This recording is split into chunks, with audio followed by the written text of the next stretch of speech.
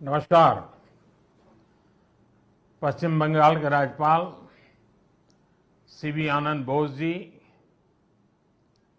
मुख्यमंत्री आदरणीय ममता जी, केंद्रीय मंत्रिमंडल के मेरे सहयोगी अश्विनी वैष्णव जी, सुभाष सरकार जी, निशित प्रामाणिक जी, जॉन बारला जी, नेता विपक्ष शुभेंदु अधिकारी जी, सांसद प्रसून जी, मंच पर विराजमान अन्य साथी, देवी और सज्जनों, आज मुझे आप सबके बीच रूबरू आना था, लेकिन मेरे निजी कारणों के कारण मैं आप सबके बीच नहीं आ पाया हूं। इसके लिए मैं आपकी, बंगाल की क्षमा चाहता हूं। बंगाल की पुण्य धरती को, कोलकाता की ऐतिहासिक धरती को आज मेरे लिए नमन करने का अवसर है। बंगाल के कण कण में आजादी के आंदोलन का इतिहास समाहित है। जिस धरती से वंदे मातरम का जयघोष हुआ, वहां अभी वंदे भारत ट्रेन को हरी झंडी दिखाई गई। आज 30 दिसंबर की तारीख का भी इतिहास में अपना बहुत महत्व है। 30 दिसंबर 1943 1943 उस दिन ही नेताजी सुभाष ने अंडमान में तिरंगा फहराकर भारत की आजादी का बिगुल फूंका था। इस घटना के 75 वर्ष होने पर साल 2018 में मैं अंडमान गया था। नेताजी के नाम पर एक द्वीप का नामकरण भी किया था।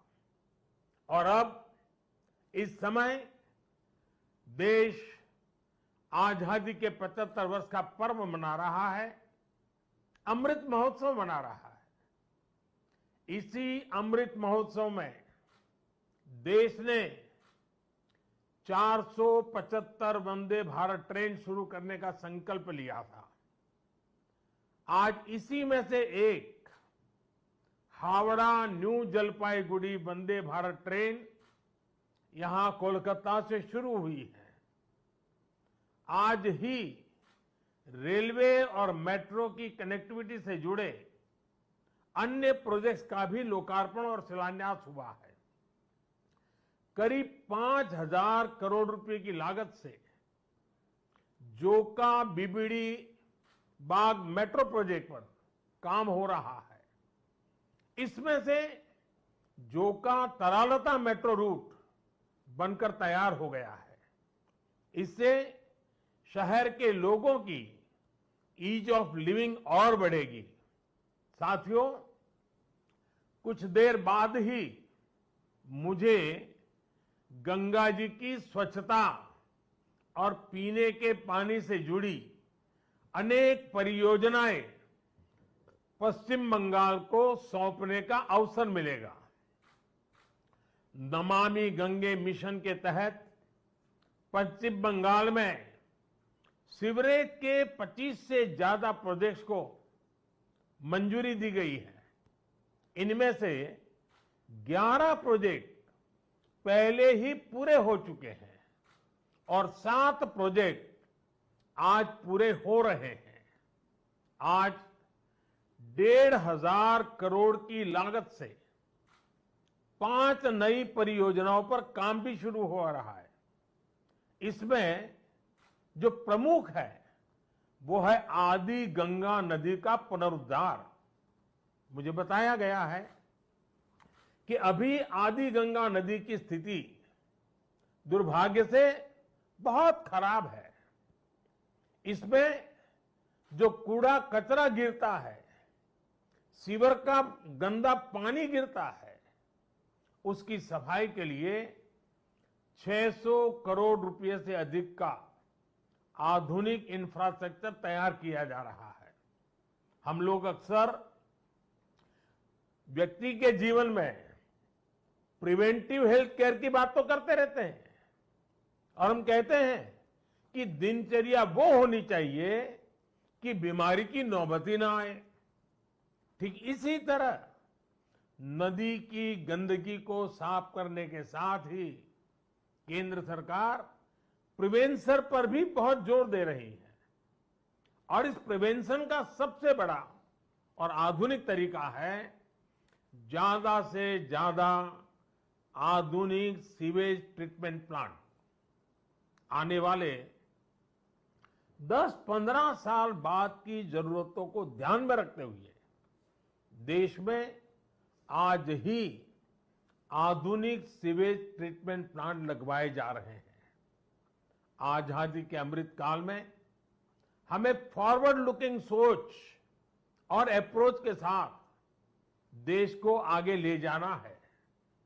साथियों, इस 21वीं सदी में भारत के तेज विकास के लिए भारतीय रेलवे का भी तेज विकास, भारतीय रेलवे में तेज सुधार, ये सारी बातें बहुत जरूरी हैं। इसलिए आज केंद्र सरकार भारतीय रेलवे को आधुनिक बनाने के लिए, रेलवे इंफ्रास्ट्रक्चर को आधुनिक बनाने के लिए रिकॉर्ड इन्वेस्टमेंट कर रही है। आज भारत में भारतीय रेलवे के कायाकल्प का राष्ट्रव्यापी अभियान चल रहा है। आज वंदे भारत, तेजस, हमसफर जैसी आधुनिक ट्रेनें देश में बन रही हैं। आज विस्टाडोम कोचेज रेल यात्रियों को नए अनुभव करा रहे हैं।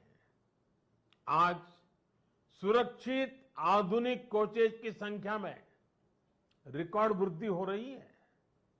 आज रेलवे स्टेशन को भी एयरपोर्ट की तरह विकसित किया जा रहा है।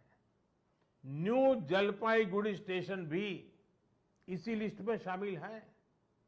आज रेलवे लाइनों का दोहरीकरण, रेलवे लाइनों का बिजलीकरण जिस रफ्तार से हो रहा है वो पहले कभी नहीं हुआ।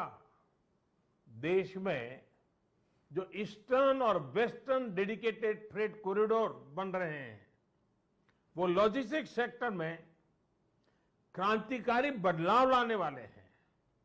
सुरक्षा हो, स्वच्छता हो, सामर्थ्य हो, सामंजस्य हो, समय की पाबंदी हो, सहूलियत हो, भारतीय रेलवे आज एक नई पहचान बनाने की हम सबकी कोशिश रंग ला रही है।